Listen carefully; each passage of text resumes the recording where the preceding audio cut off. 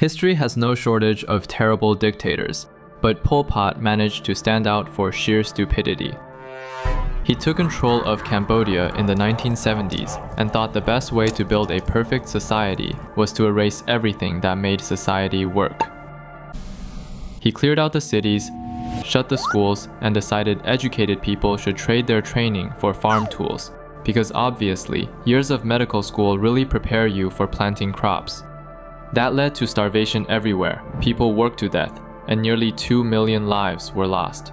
Pol Pot promised a new beginning, but ended up delivering one of the dumbest, deadliest experiments the world has ever seen. Pol Pot was born Salot Sar in Cambodia.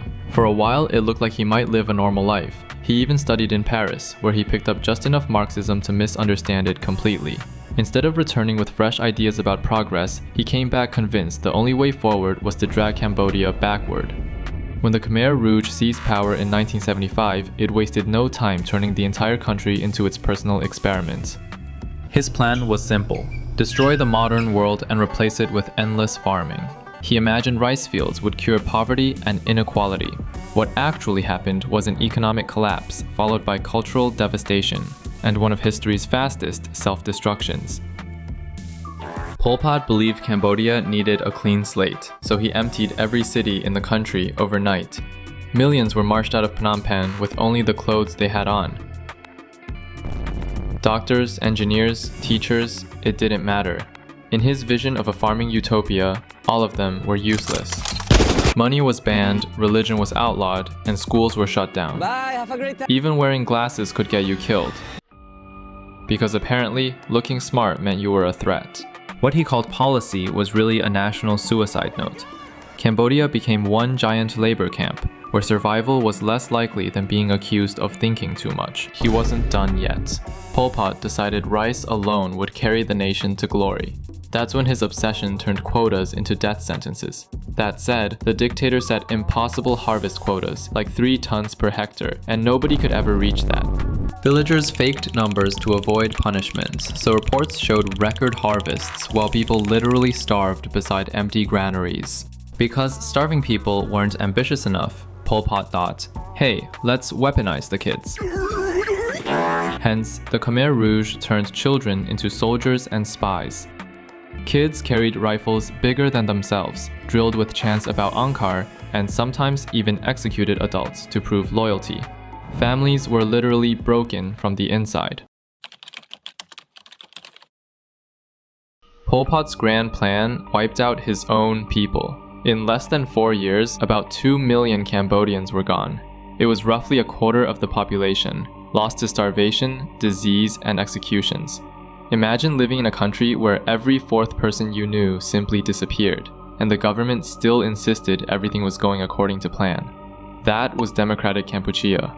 Most dictators chased skyscrapers or military power. Pol Pot tallied body counts and called it progress. If incompetence were an Olympic sport, he'd have taken gold without breaking a sweat.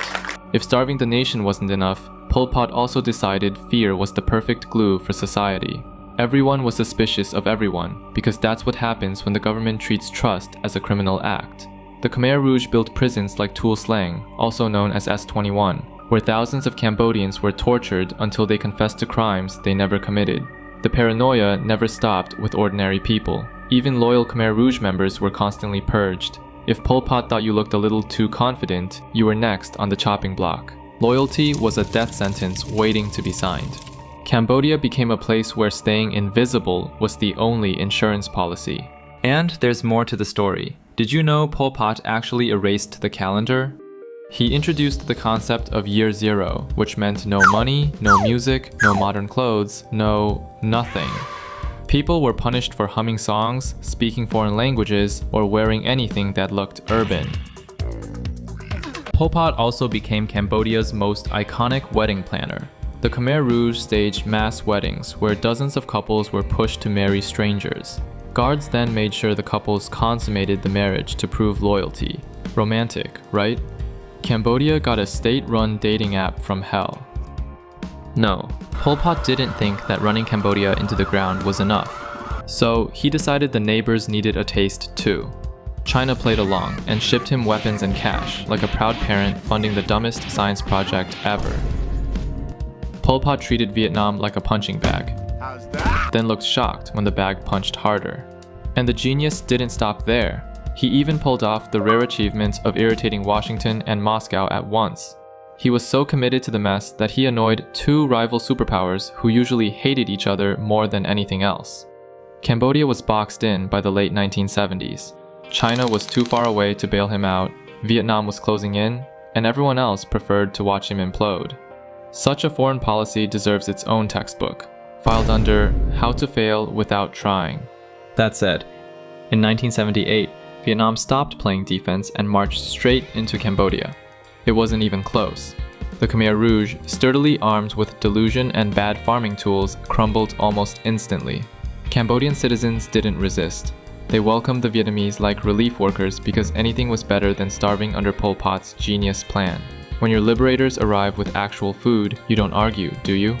The twisted part is that after Vietnam toppled Pol Pot, the West didn't cheer.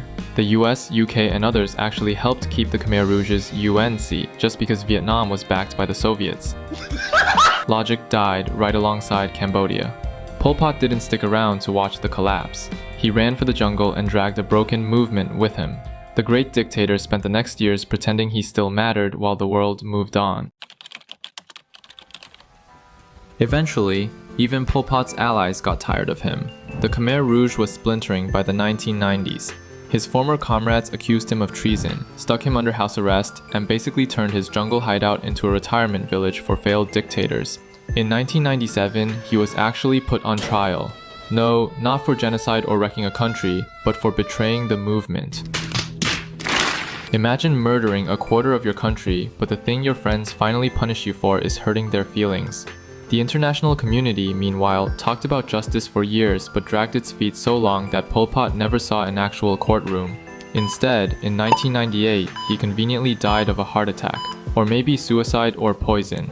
Reports were so inconsistent that it felt like the universe itself couldn't be bothered to clarify. So what's Pol Pot remembered for? Well, for proving you can misunderstand Marxism so badly that you accidentally create one of the fastest self-destructing governments in human history. Cambodia is still scarred. The Khmer Rouge left mass graves, broken families, and a generation missing. Museums like Tuol Sleng and the Killing Fields stand as reminders of just how quickly ideology mixed with paranoia can erase millions of lives. Even in death, Pol Pot didn't escape irony. He wanted to wipe out history and start at year zero. Instead, his name became shorthand for failure. Dictators usually want statues, but Pol Pot got meme-level infamy. Neither did he reflect nor apologize. Maybe he spent some good time reading a single economics book? Of course not. Pot kept calling himself Prime Minister, as if titles mean anything when you've lost the country in under 4 years. From the late 70s through the 90s, Pol Pot bounced around border camps with the broken remains of the Khmer Rouge. Thailand tolerated him on its border because he was useful against Vietnam. China, still playing geopolitics, funneled support like it was investing in the dumbest startup of the decade. The United Nations even kept Cambodia's seat under the Khmer Rouge representatives for years. Yes, the same people responsible for mass killing were still technically Cambodia at the UN. If you're wondering how that made sense, the answer is Cold War logic is allergic to common sense.